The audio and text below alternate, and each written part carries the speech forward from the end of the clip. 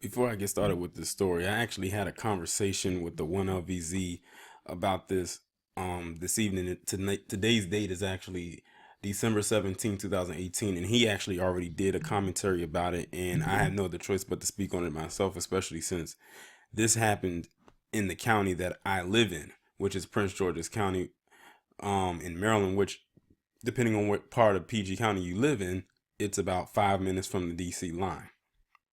So there were 13 PG County officers who were all of color. So you had blacks, quote unquote Hispanic or Latino. You might have some Asians in there. Basically, all of them who were not white, who came forward and testified that there was some discrimination going on in the departments. Let me just tell you right now that this is at not one ounce surprising or shocking to me, because I remember there was a documentary done about some police officers in the NYPD, as we all know, is one of the most corrupt departments in the establishment. And they were all of color, basically non-white, black, Hispanic. It was mostly black and Latino Hispanic, because if you are familiar with the demographic of New York, especially certain parts, that's a huge part of their demographic.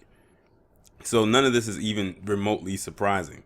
And before I even really got into the article, one thing I did was I went into Google and I typed in Prince George's County Police Department. And every department around the establishment has a rating system out of 5. PG County Police Department rated a total of 1.8 out of 5 stars based on votes. That should let you know right there that nobody really cares for this department, or there's something really messed up about it. And I'm thinking that the Baltimore Police Department, as corrupt as they are, because they had an investigation done on them right around the time of Corinne Gaines' death, or should I say murder, because that's basically what it was. They won't call it that, but that's what it was. And basically saying how that department was extremely corrupt. So it doesn't surprise me that it trickles on down to the PG County Police Department either.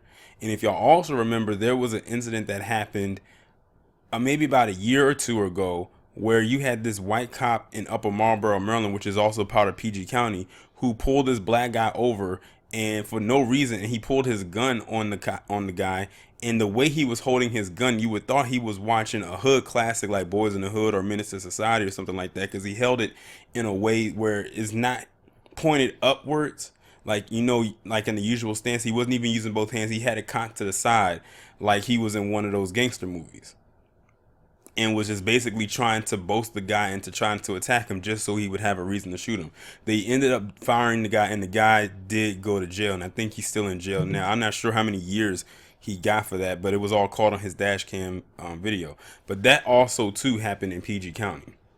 But in this case, it says 13 Prince George's police officers filed discrimination lawsuit.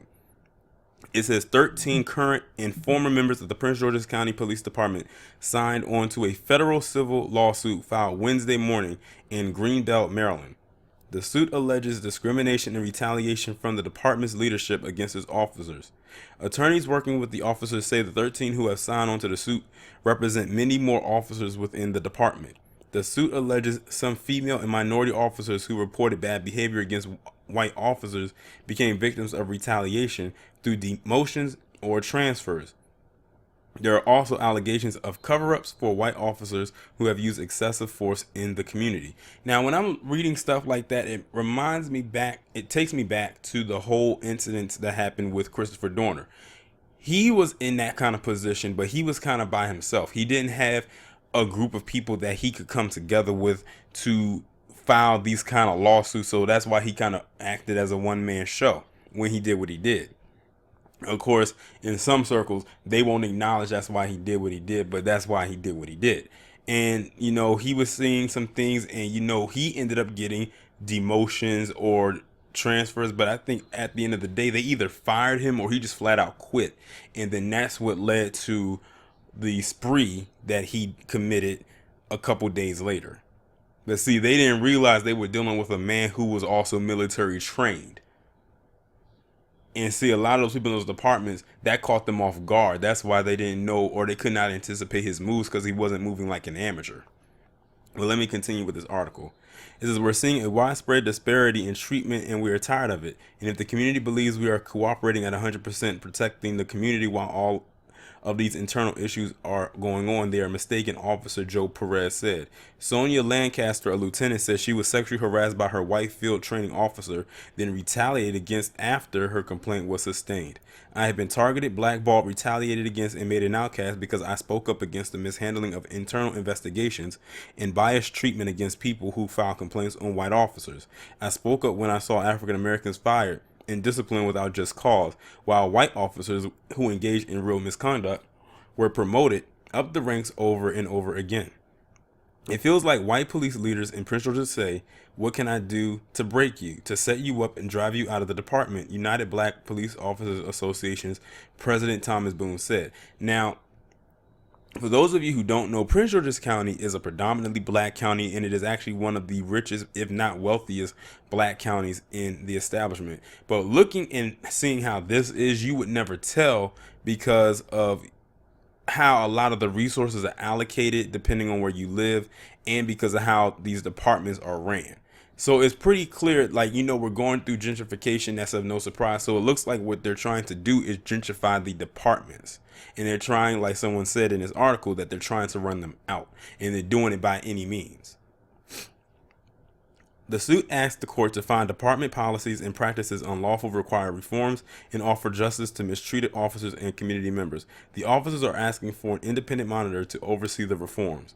The officers filed a lawsuit with the Hispanic National Law Enforcement Association and the United Black Police Officers Association, and with the support of the Washington Lawyers Committee for Civil Rights and Urban Affairs, the American Civil Liberties Union of Maryland, and the private law firm of Arnold and Porter. A spokesperson for the Prince George's County Police Department says she could not comment due to the pending litigation. Prince George's County Executive Angela Alsobrooks said Wednesday she hadn't had a chance to look at the lawsuit yet since it was just filed, but she said allegations of discrimination will be taken very seriously. We encourage transparency, she said. We want to know what is happening, and if we find there is a discriminatory practice that is happening, we will address it.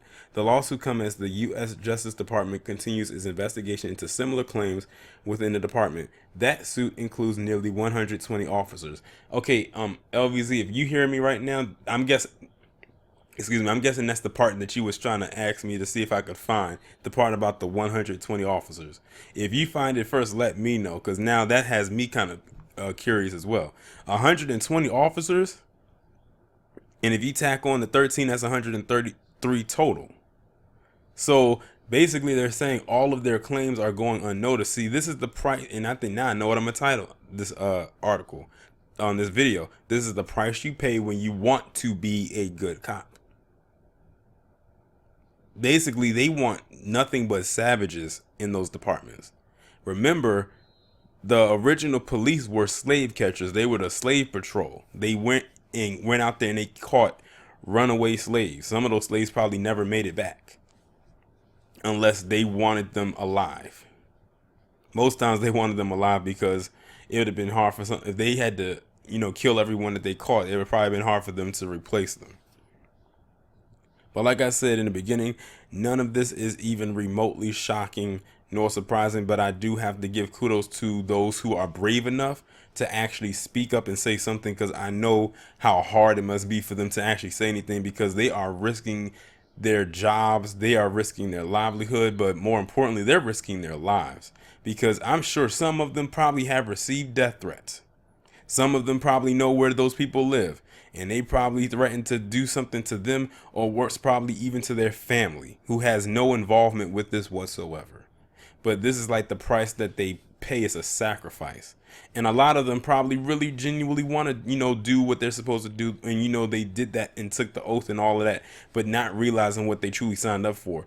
This right here is like the small print of a contract that a lot of people don't read. And then once they get into the contract, they're locked in, and then there's nothing they can do about it. And when they decide to break the contract, then they pretty much have to pay the consequences. But y'all let me know what you think down in the comments below about this story. Like, share, subscribe. The contact links will be in the description. I'll talk to you in the next one.